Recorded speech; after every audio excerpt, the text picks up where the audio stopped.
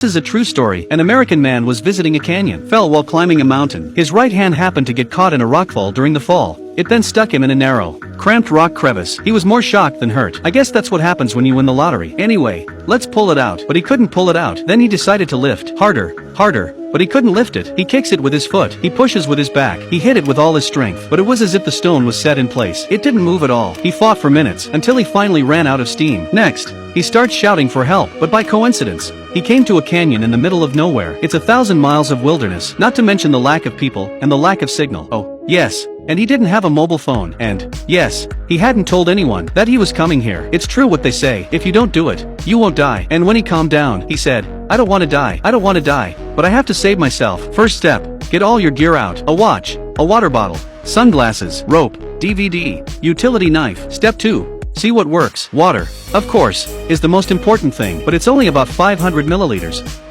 It'll last you a week. The utility knife is by far the most useful, so the third step is to chisel. However, it didn't take long for him to get sore hands. He'd been chiseling for hours, but he couldn't get a single chip out, and then he accidentally, and the knife fell into a crack in the ground. He shouted SHIT, and it was a disaster. He tries to reach out and pick it up. Where could he get it? He took off his shoes. He tries to pick it up with his bare feet, but he can't. Then he pinches a twig with his foot and tries to hook it. Still no luck. The next time he twisted the branch and snapped it. He made a small hook, and finally, he lifts the knife up, so happy, but he soon realizes that the blade is dull. He had to sharpen it as he chiseled. This stone is very hard wearing. It was 12 o'clock in the morning. He was already thirsty. Finally he takes the bottle of water and carefully drinks a little. He holds it in his mouth and swallows it slowly. This is the reward for persevering on the first day. After drinking the water, he thinks it's time to go to bed, but he can't sleep with his hand hanging over him. He had to find a way, throwing the rope upwards dozens of times, so that the rope hooks onto the bumps of the rock. He then fastened the loop around his waist. He can then sleep by the rock. Then he could sleep by the rock. Within 5 minutes he's awake. He kept grinding, and so on, until the sun came up.